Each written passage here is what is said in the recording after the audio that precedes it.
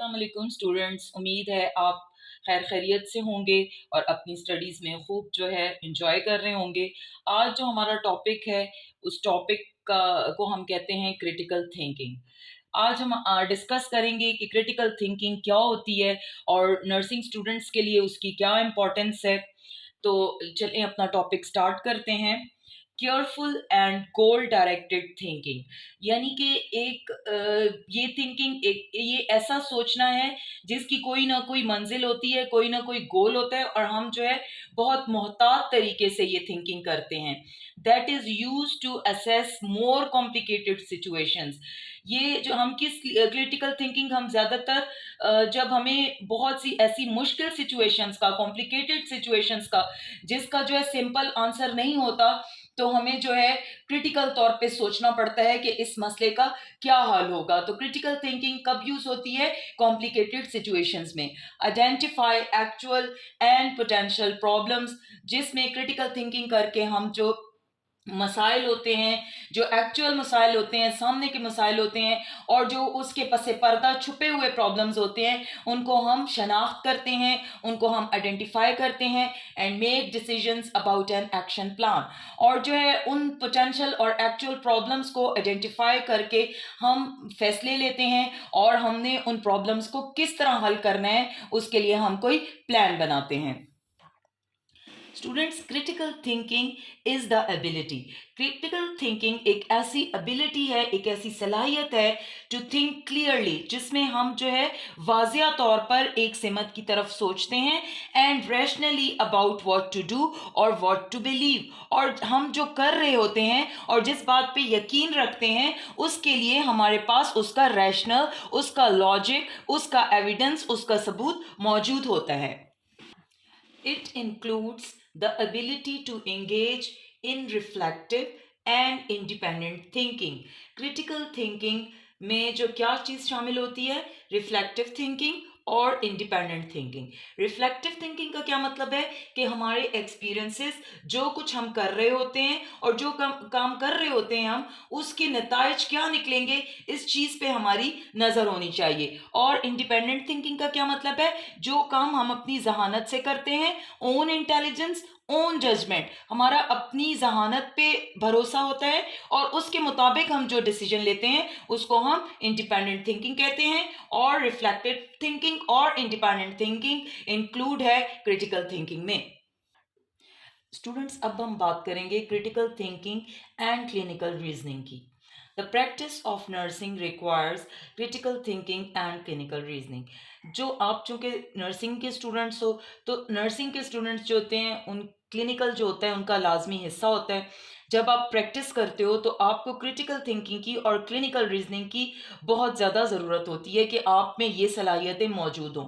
अब हम आगे चल के देखते हैं कि क्रिटिकल थिंकिंग और क्लिनिकल रीजनिंग क्या है।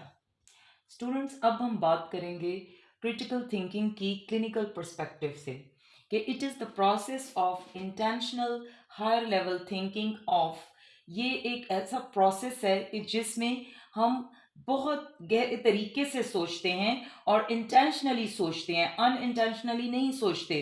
किस क्या सोच के हम क्या कुछ करते हैं? डिफाइनिंग अ क्लाइंट्स प्रॉब्लम। जो हमारे पेशेंट्स होते हैं, हमारे क्लाइंट्स होते हैं, उनको क्या प्रॉब्लम है उसको हम डिफाइन करते हैं। एग्जामिनिंग, उनको हम अच्छे तरीके से एग्जामिन करते हैं। द एविडेंस बेस्ड प्रैक्टिस, जो हम उनकी केयर करते हैं उसके पीछे एक एविडेंस होता है और एक सबूत होता है, एक कोई रीजनिंग होती है कि जिसके बेस पे हम जो है उनको केयर मुहैया करते हैं in caring for the client and make choices in the delivery of care। हमारे पास बहुत सी चॉइसेस होती हैं। जैसे मिसाल के तौर पर एक क्लाइंट है आपका जिसका आपने फीवर रिड्यूस करना है, तो हम उसके लिए कोल्ड स्पंजिंग भी यूज़ करते हैं। हम जो है उसको अपने कपड़े कम करने के लिए भी कहते हैं। हम फिजिशियन से हेल्प लेके उसको कोई इंजेक्शन या टैबलेट जो है बुखार के लिए वो भी एडवाइस करते हैं। तो ये क्रिटिकल थिंकिंग के साथ हम ये चॉइसेस जो है वो उनमें से एक जो है वो सेलेक्ट कर सकते हैं।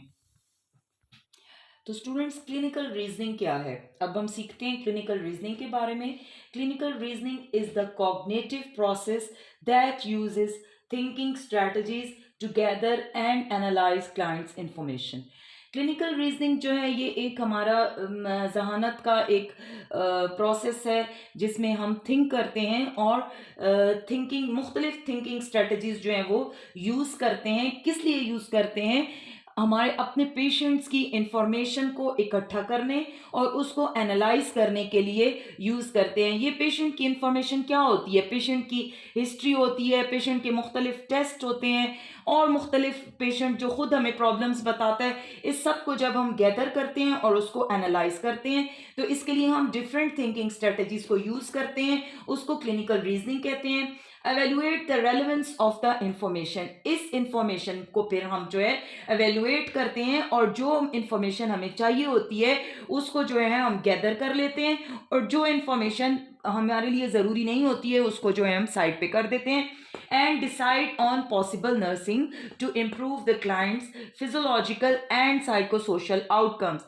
फिर जो है इन इंफॉर्मेशन को इकट्ठा करके हम डिसीजन करते हैं कि हम किस नर्सिंग केयर के साथ हम अपने पेशेंट की फिजियोलॉजिकल जो जिस्मानी ज़रूरियात होती हैं या जिस्मानी प्रॉब्लम्स होती हैं, जैसे मिसाल के तौर पे दर्द होना, वोमिटिंग होना और उसको चलने फिरने में मुश्किल होना, एंड साइकोसोशल, साइकोसोशल में क्या आ जाता है? पेशेंट का बिहेवियर आ जाता है, पेशेंट का एटीट्यूड आ जाता है, या पेशेंट का जो है हॉस्पिटल स्टाफ के साथ या जो लोग उसको विजिट कर रहे हैं उसके साथ उसका कैसा रवैया है और क्या उसको प्रॉब्लम्स है। इन सब चीज़ों को इम्प्रूव करने के लिए हम कौन सी नर्सिंग इंटरवेंशन या कौन सी नर्सिंग केयर के तरीके जो है हम इस्तेमाल करेंगे, इसके लिए हम डिसीजन लेंगे।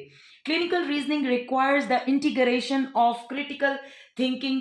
क्लिनिकल रीजनिंग क्या रिक्वायर करती है कि उसको क्लिनिकल रीजनिंग और क्रिटिकल थिंकिंग को साथ यूज किया जाए। किस काम के लिए? In the identification of the most appropriate intervention that will improve the clients condition. Critical thinking और क्लिनिकल रीजनिंग को हम इस्तेमाल करके, इकट्ठा इस्तेमाल करके हम वो इंटरवेंशन को सेलेक्ट कर सकते हैं कि जिससे हम अपने क्लाइंट्स की कंडीशन को इम्प्रूव कर सकते हैं कि कौन सी इंटरवेंशन से जो है हमारे क्लाइंट को फ़ायदा पहुंचेगा और उसकी कंडीशन जो है वो इम्प्रूव होगी। अब स्टूडेंट्स हम बात करेंगे critical thinking and it's components की। किस तरह हम क्रिटिकल थिंकिंग के कंपोनेंट्स को यूज़ करके क्रिटिकल थिंकिंग कर सकते हैं? A person will do the following, हमें जो है क्या कुछ करना चाहिए? सबसे पहला जो कंपोनेंट है उसमें ask questions to determine the reason why certain developments have occurred. हम जो है जैसे मिसाल के तौर पर हम अपने क्लाइंट को किसी प्रॉब्लम को सॉल्व कर रहे हैं तो हम उनसे क्वेश्चन करेंगे और वो रीज़न दरियाफ्त करने की कोशिश करेंगे कि ये प्रॉब्लम जो है उसको क्यों हुई है, and to see whether more information is needed. और हम ये भी डिसाइड करेंगे कि इतना क्वेश्चंस काफ़ी हैं या हमें और इंफॉर्मेशन लेने की ज़रूरत है to understand the situation accurately, ताकि हम जो है जो भी मसला है, जो भी सिचुएशन है, उसको हम बिल्कुल 100% ठीक तरीके से अंडरस्टैंड कर सकें। तो सबसे पहला हमारा कंपोनेंट जो है वो है आस्क क्वेश्चंस। तो स्टूडेंट्स इधर जो है हम अपने लेक्चर को जो है वो स्टॉप करते हैं, लेकिन जो है इसके जो बाकी कंपोनेंट्स हैं वो हम पार्ट 2 में, क्रिटिकल थिंकिंग पार्ट 2 में डिस्कस करेंगे। Keep watching and keep critical thinking. खुदा हाफिज़।